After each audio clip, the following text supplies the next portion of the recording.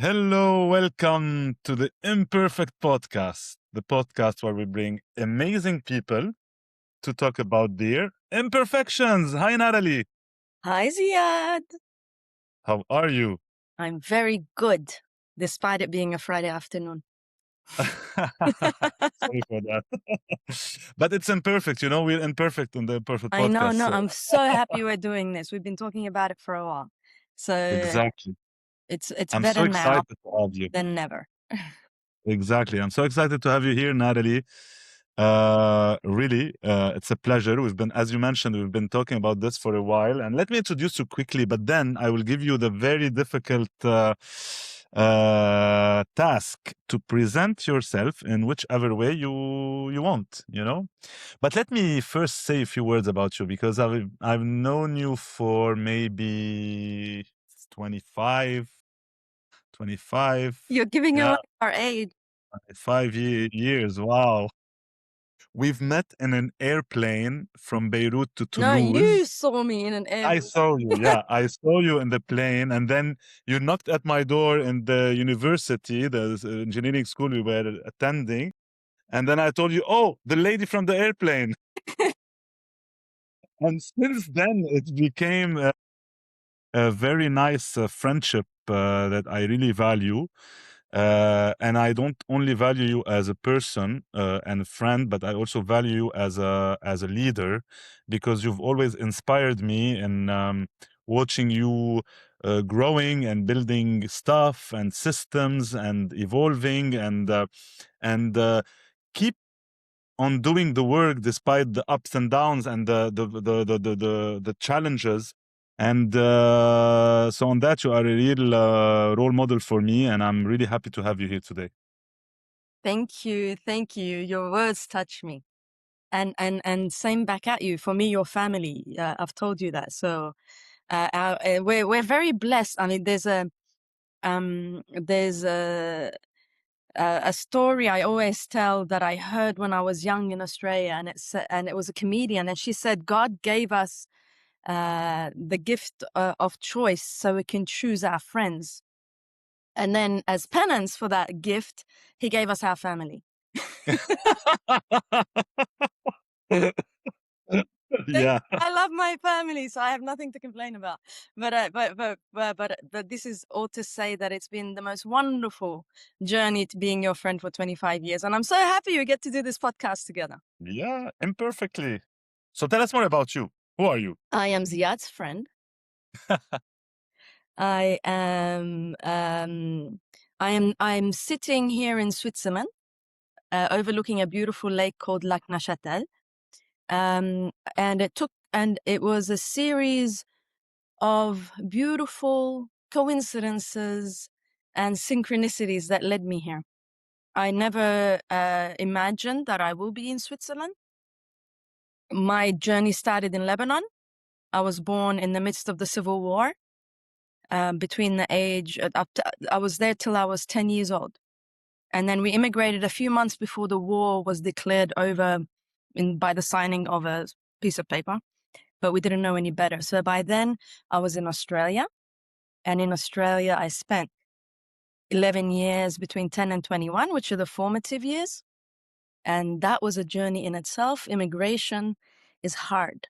When we are born into war and we are the nationals of that place, then we make the most of it and we belong because we're in the same song and dance as everyone.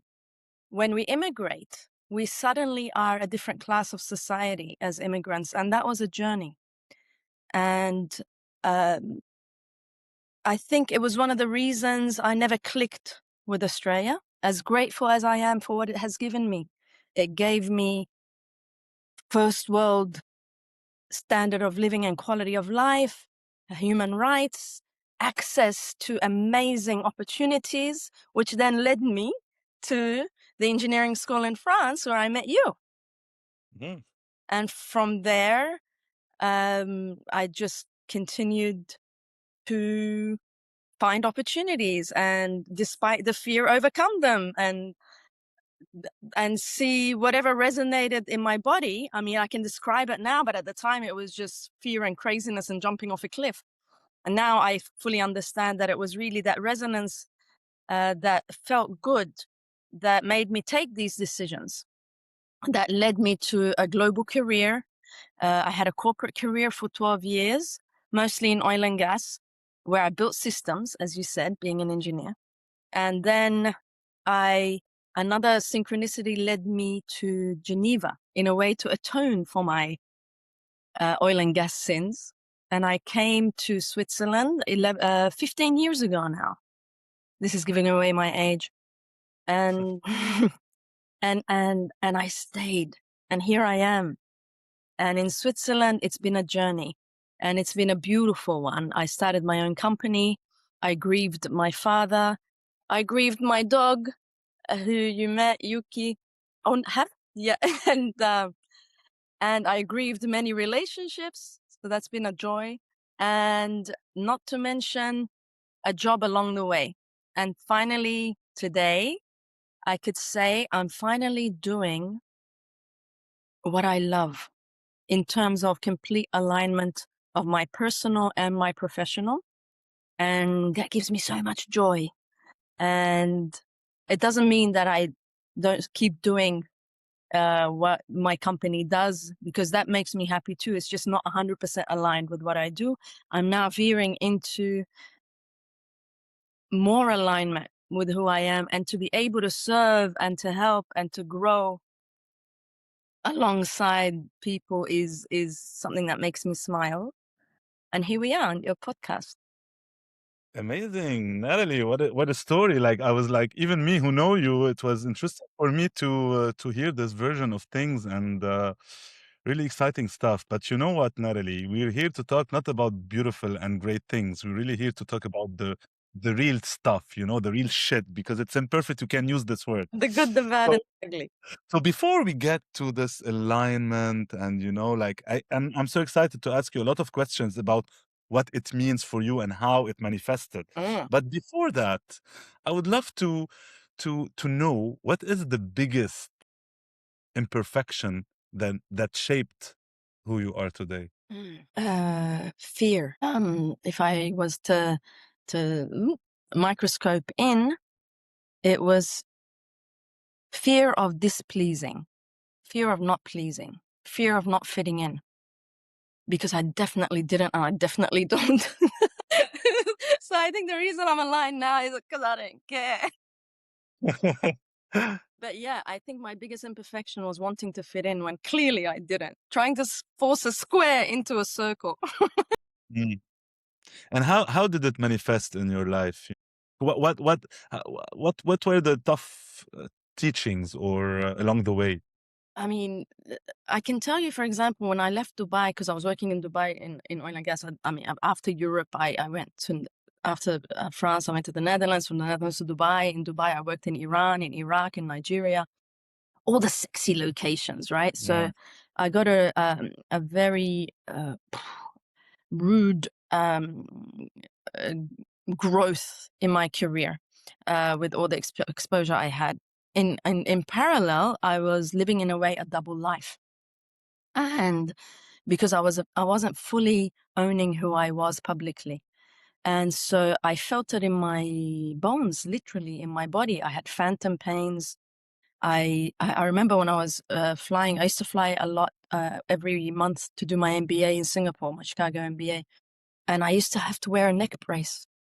And I would fall asleep and I would wake up with a phantom pain along my right arm. And I did every single X-ray and MRI and whatever it is possible. And they found nothing. So it was completely, I guess, psychosomatic or whatever the experts would call it. And it wasn't until I was in Geneva that a few months after being here, my mom asked me on the phone, she goes, "By the way, how's your back?" You know? And I reflected and I'm like, whoa, I feel nothing. And then I realized it's because by coming to Switzerland, I decided I will always be who I am privately, publicly. And so as a result, the pain was gone. And that gave me the real awakening or the real realization of how our body screams at us when things are not good. Mm. And some people who are watching us now or listening to us, and me also, I have all the imperfections of my guests, you know, like I have the fear of not fitting, and you know, that's why maybe we are friends. Together afraid of not fitting because you were a square, I was a triangle, and we wanted to fit in a circle. But what in your experience helped you transform this imperfection into an opportunity for you to grow? How did you do it? I think a gift I've always had that I've only recently appreciated is my ability to find stillness in the midst of chaos. I think you said that you admire me for the decisions I've made and the path I've taken. And I can, in retrospect, when I'm observing that, it was because I could find stillness and calm and clarity in moments of absolute chaos and pressure in order for me to sense what's the right decision and direction to take. And that gift that I was born with, that I simply had to tune into, and I think we all have it. We need to train it and listen to it a little bit more, is what helped me to pay attention when it's not working. And then it was just a matter of pattern recognition and figuring things out. And I have a speedy mind. So eventually I did enough errors and trials that I came to a conclusion that helps me today, after all those years, if you've counted, to come to a clearer decision faster, or more grounded. Mm. Interesting. And you've mentioned a lot of work that you've done to, like, it's not something that comes like this, you know, like it's a conscious effort to be grounded and still and grow. What are the tools or practices that you use and that helped you, especially that we live in a world where perfection is praised, where we look at the social media, so everybody is beautiful and happy, and then we look at ourselves and we're like, why am I suffering from this or that? Why am I not aligned? What helped you? What are the tools and practices that Well, helped you now grow? you're touching on to my passion project, which I alluded to initially. I'm now in the process. I've created it and I'm fine tuning it now for the public, let's just say. So because I've created it like a brain dump of how I see the world, and it could be a bit too complex. And so I'm now softening it with my story, and I've created the Radiance Framework. And the Radiance Framework for me is an operating system. I'm focusing on leaders because I feel if I can target leaders, and these leaders in their way can then pass it on to the people that they influence, it's a lot more streamlined and more effective for me to do it that way. Focus on the few to affect the many. And so the operating system really collects best practices from all the schools of thought and schools of life that I've read, from Vedic principles that are ancient to Christian mysticism and agnostic to esotericism to Sufism to all kinds of angel practices. And so and even Jungian psychology, which I'm a big fan of, dream analysis, and so tarot cards and symbolism. The idea is we each have different sensitivities to different things in life, right? We don't all have the same roadmap. So the easiest way I could tell you is the five senses. If we were to embody, we will connect with the five senses. The five senses, let's keep it simple: smell, taste, hearing, touching. What else did I miss? Help me out. Smell, taste, I'll- smell, taste, touch, sight, of course, because I'm staring at the lake and losing my concentration. And so different people have different things. I mean, I can assure you my visual and my auditive is the strongest, and my touch I really enjoy as well. So, which counters my seeing. My smell and my taste, which is why I can drink anything and eat anything, really. This is my way. So I give this as a simple example to say each one of us has to tune in and figure out what is it that works for us and pick the tool that resonates with us. And then you add that tool to the emotional toolbox. These are techniques we teach children. Child psychologists teach kids to build an emotional toolbox. But what I've noticed is that many leaders of my generation, our generation, were raised by parents who didn't know how to give us these tools. And so very much, even though we peaked in our careers, our emotional, and I can speak for myself, our emotional was very behind. And I think that's why it was like, it's always been like watching a Netflix series when I talk about my personal life to you. And so despite my career shooting up, and so I eventually caught up my emotional state to adulthood, just like my career was already way beyond adult, right? And to do that, I built an emotional toolbox, which I update regularly as I grow, as I tune in more. So it could be going for a run, could be listening to music, could be having a bath, could be scenting smells, and could be cooking, could be calling a person you love. So these are tools that we need to remind ourselves of whenever we veer off alignment, let's call it that, right? When we're feeling a bit off. Does that? Mm. Wow, it's it. I've already heard about your framework. You've already even gave me my personal type, and I really find it insightful in my case. You know, like I could see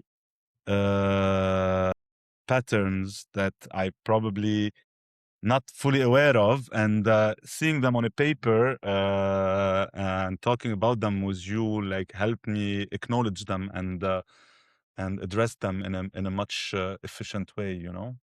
Yeah, because again, what I shared with you was a report heavily dependent on astrological footprint, and I use it often with leaders who haven't allowed themselves to step into the esoteric or the astrology, or the I call it strategic symbolism. However, it's necessary for us to do that. It's one thing to be mental, right? In this age of AI, I worked in artificial intelligence for a long time, so I know that it's modeled after our mind, right? My friends are the developers. I even developed a little, and I know how it functions, and I love AI. You see how I use it. It's my supersized calculator, and it really is an extension. It's like a 24-hour intern, you know. However, the mentor is not there to rule us. The mentor is there to answer the body and the heart. It's the body and the heart that rule us. It's the body and the heart that we need to listen into and tune into. Is this making me happy? How does my body feel? Is the hair at the back of my neck sticking out? Is my stomach tense? Once we hear those, then the mind uses its superpowers to solve the situation and get us to fight, flight, whatever it is. But in today's world and today's careers and today's ambitions, we're so focused on the mental and performance-based metrics. Well, with AI today, there's always going to be someone faster. So where do we differentiate? We differentiate by tuning in, by remembering. I mean, our heartbeat is there. We don't even pay attention to it. Our thoughts are there. We should equally not pay attention to them. That's the easiest analogy I can give you, where you can practice every day to not pay attention to your thoughts. Until I tune into my heartbeat, I don't even remember it's there. So why am I tuning into my thoughts constantly? So that's another way you can learn to find stillness. Let me see what my heart is telling me. I love you, Nat.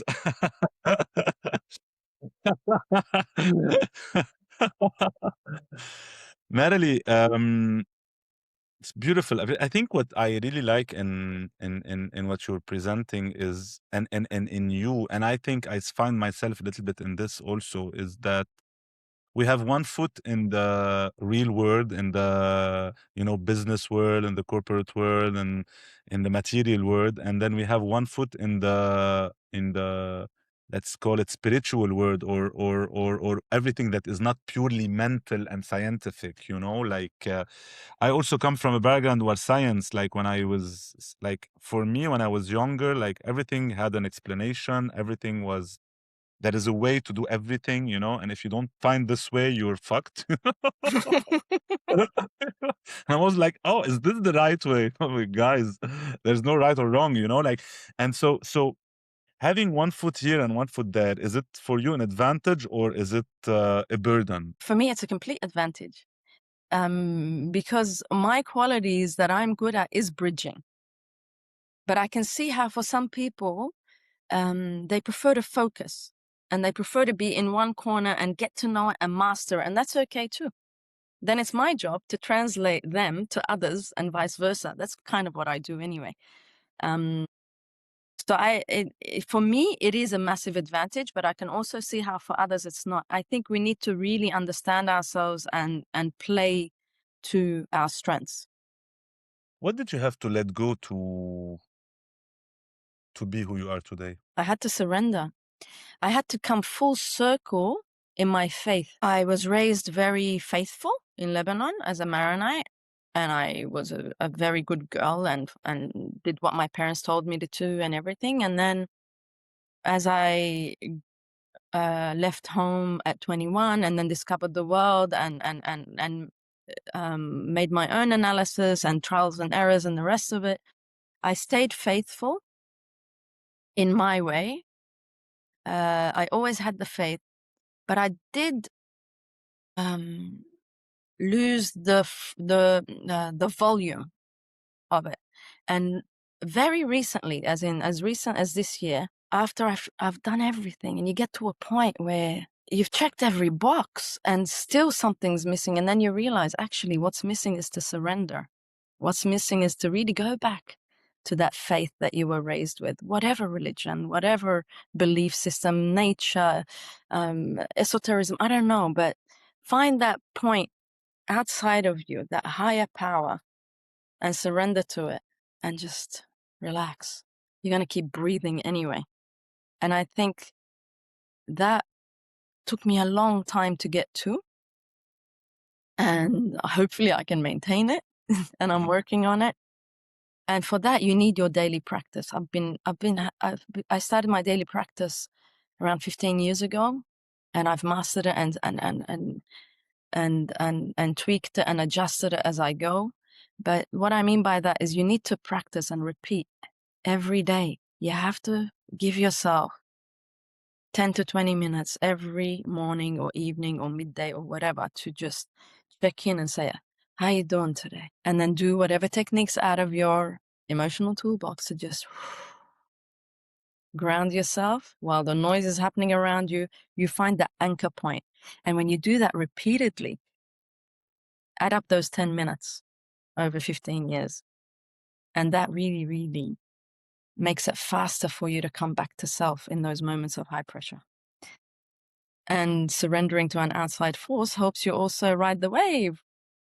As in, okay, something bigger than me is arranging for all of this chaos, so I'll just trust in it.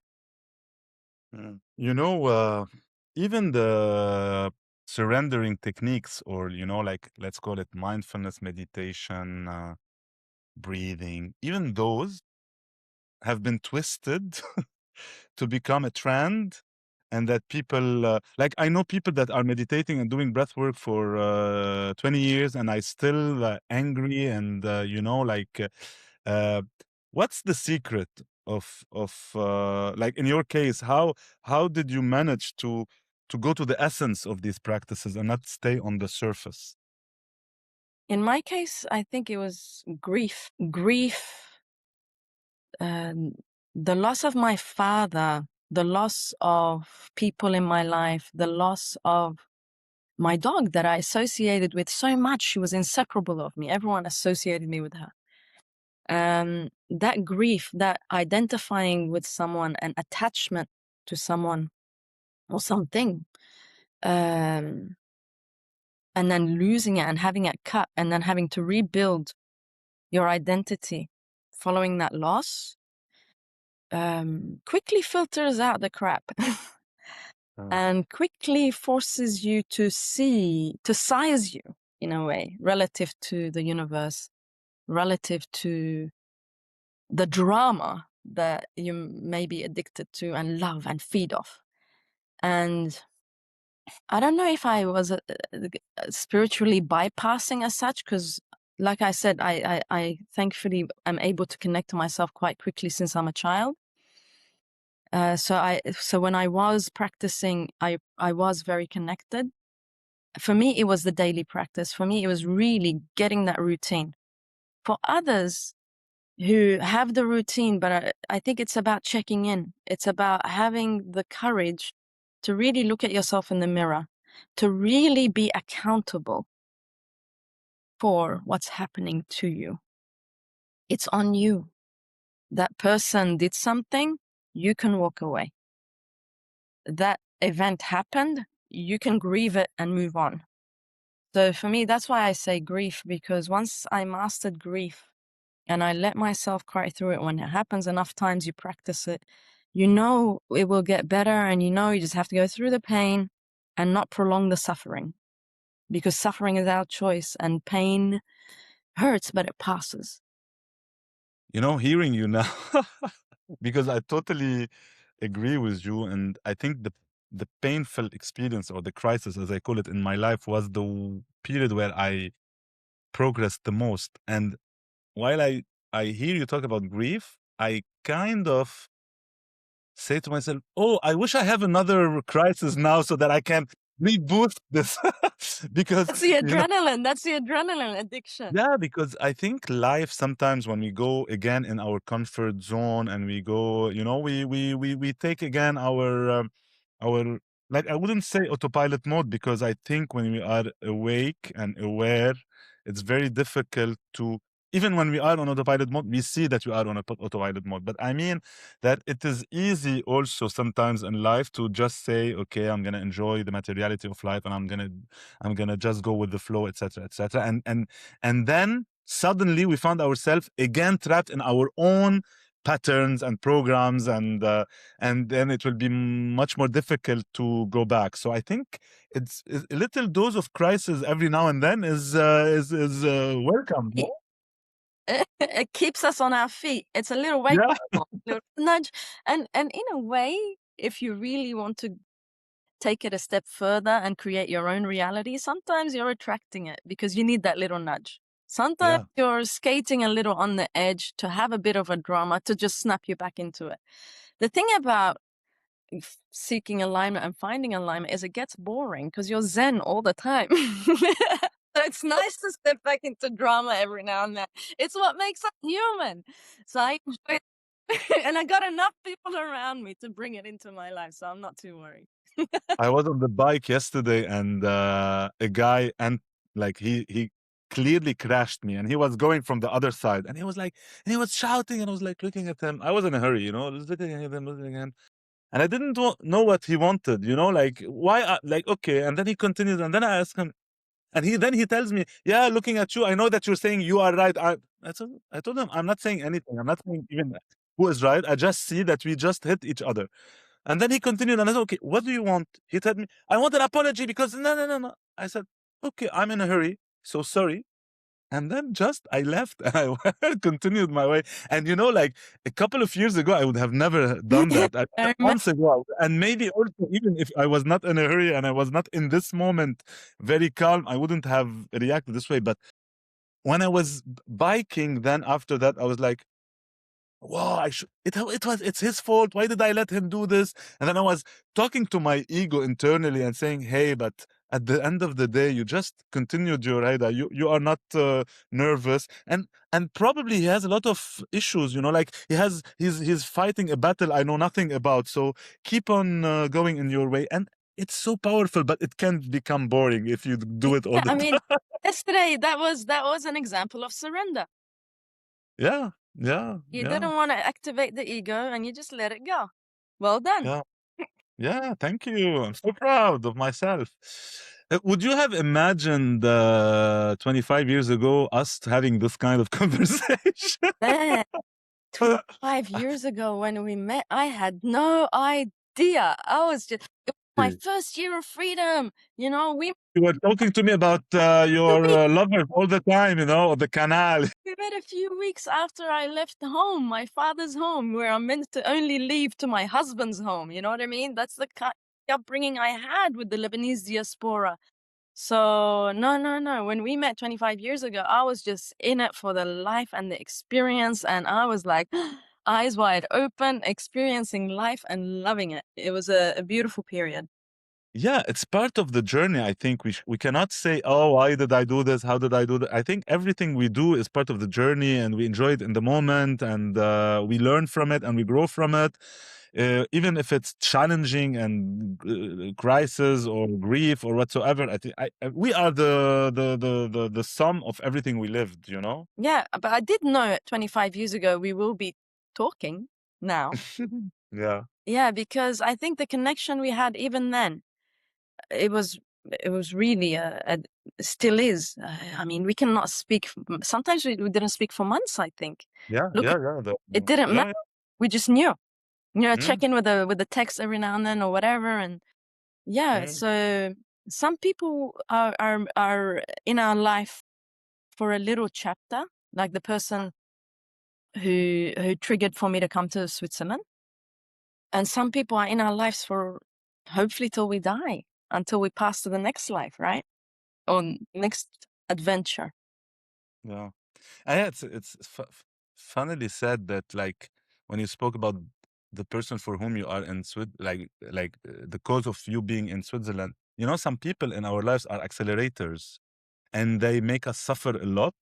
In my experience, also, but I remember also I was suffering a lot in one of my relationships, and I remember I was talking to this the first time I have a intuitive or let's say a healing experience with a person, and she told me she's an accelerator, she's a mirror, she's, you know, and it's true that if you look at these painful situations from this angle, there is some kind of compensation. Like we feel that, okay, all that this pain that we lived was not for nothing. It was for something. It brought us here. And this is why I like to talk about the imperfect podcast, because I think we live in a world where everybody is praising perfection, perfection, perfection, perfection. But in fact, what really make us is all our imperfections and the challenges and the pain and the crisis and the grief. It's what makes us human. It's what makes us Right? human if we choose to grow from it. Because some people, they stop on the pain, they stop on the grief. They are so afraid to even go beyond it.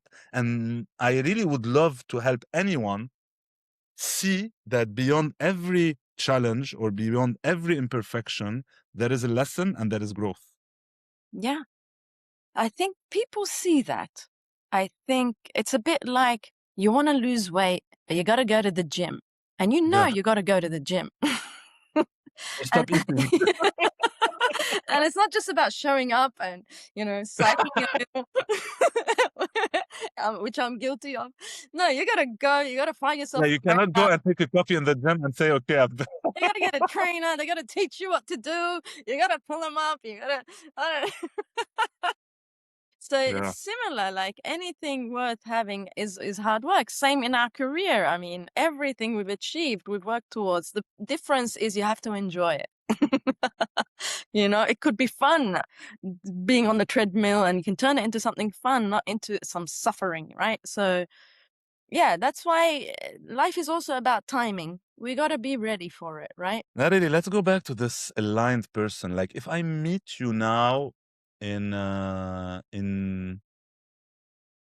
next to the lake, Mm. in a beautiful house and a beautiful environment, you don't have pressure of any kind, you know, no financial, no relationship, no social pressure, no work pressure, nothing. Just Natalie. Who would I meet? A very silent person. You'll meet me in silence. And we'll get to stare at the beauty of it all together, and we'll get to notice something in nature that will make us smile, and we'll nod and giggle and just be at ease. Mm. And I guess this is what you want. This is the state that you want to help leaders get to, even in the midst of crisis and yeah, the craziness of work. If we were discussing yesterday, and you told me you're planning a retreat for September Yes. around this, you know, helping leaders find stillness. And I liked also the title that you put on the flyer, which was simple things. And I think we are in a period of time where we're going back to simplicity. At some point, simplicity was not good. Oh, we need sophistication, we need like gold, we need, you know, diamonds. And now we're getting back to the simplicity physically, but also in the business and in our minds. So can you tell us a little bit more about this retreat? Yeah, with pleasure. It's actually happening not far from here. In the middle of vineyards. It's on an eco farm. So the farm itself, I found it interesting. Another synchronicity. It was started in 79, right? And it started as a farm, as a bio farm, organic farm back then. And people wanted to stay over, and eventually it turned into a hotel. So we will be eating the produce of the farm, organic food for the vegetarians, there'll be for the vegans, for all that. And we'll be in presence. And the idea is to remind people, it's happening from Friday afternoon to Sunday afternoon with an optional Sunday evening session, Sunday second part of the day session. And people can arrive a night before as well. And the idea is to be with a curated group of people. Around, we're going to be probably my beautiful number is 8 to 10, but we can accommodate up to 12. And the others, don't worry. We're intending to have many more. We've already got a date set for November. So if we have waiting lists, we can look after them, because the idea is to have more and more of this. And the idea is that you show up, and we start with the opening circle. And the opening circle is to connect everyone and to create this egregore, or this energy field between the group, to create a safe place. And really all you have to do is show up to the opening circle and the closing circle. And the activities in between are not compulsory, but of course highly, highly advised. But I think we have to get to a point where people are accountable for their own self, and they want to show up, they show up. If you want to be there, you be there. Then we're going to have an organic flow where we're going to read the room and see how people are responding, and we'll follow the Radiance Framework in terms of the techniques and the different tools and the different discussions that we're going to have. In the evening, we're going to have a wine tasting of the region, the vineyards around, which will be nice because they'll connect you to your nose and taste. And then the next day, repeat, and then we'll have a walk in nature in silence. So we'll be walking through the forest. I remind you that this region has been lived in since the Celts. So we have menhirs in the forests here. So it's a forgotten, beautiful place, not touristy at all for Switzerland. And that's why we kept it a simple thing. So we'll be reconnecting to ourselves with the help of those around us who are on a similar journey and intention, so that we can sense and pay attention to how, when we're surrounded by like-minded people, everything accelerates, even if we're still. So that's the experience, a lot more than the specific activities. And to whom it is targeting? Which type of people? The people who are clearly noticing that the world's gone mad. Leaders who are on the verge of burnout, but we need them not to burn out and to hang in there, because it's creatives like them who are going to find the right solutions to move us forward. It's not the leaders that are just copy pasting and going faster, faster, faster, faster, because they are on that track, and let them go faster. And if they're capable, beautiful.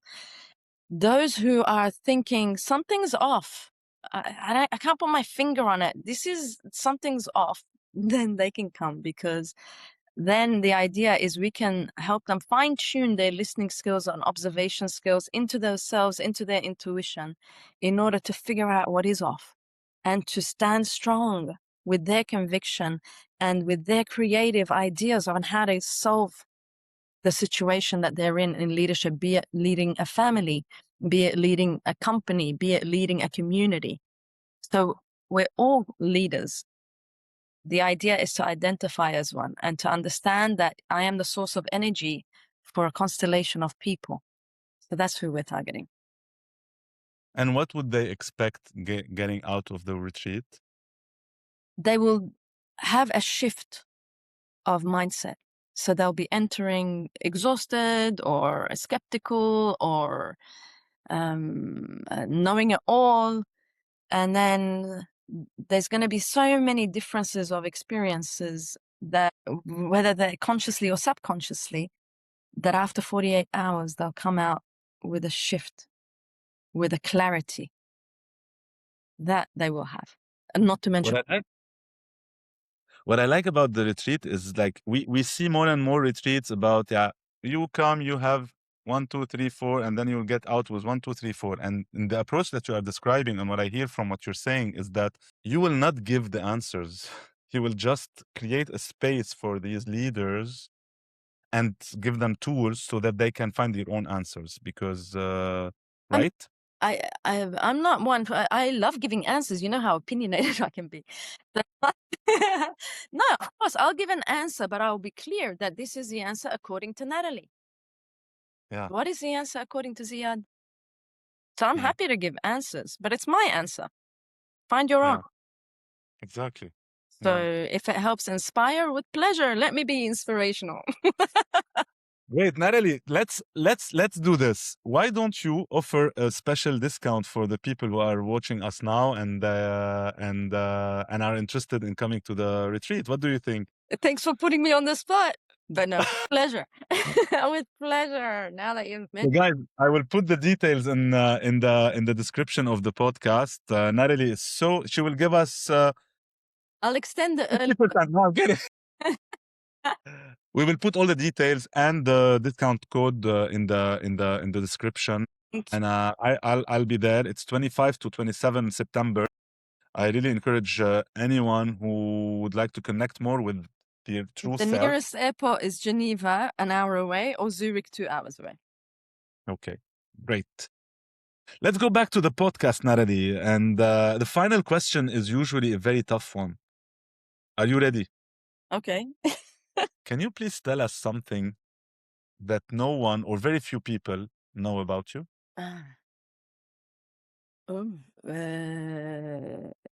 I'm so open. Okay. Now very few people know about me. I love puzzles. As in, I like, I didn't know, so jigsaw it's really puzzles. something that no one knows about you. I spend the winter listening to audiobooks and building jigsaw puzzles. And do you put them on the wall or? I break them up again and then rebuild. Oh, really? Later. Great. Thank you, Natalie. It was really a joy to be on this podcast with you. Usually at the end, I recap, but we said so many interesting stuff. I will try to give the main ideas. So, Natalie, the imperfection that helped you shape who you are today was fear of not fitting in, knowing that you are a rectangle and you were trying to fit in a circle. This fear comes from a lot of things, but also from your journey between traveling from Beirut, leaving war in Beirut, going to Australia and having to fit in a new society, and then traveling at 21 years old to France, led you to travel a lot, work in different areas, and then go back to Switzerland.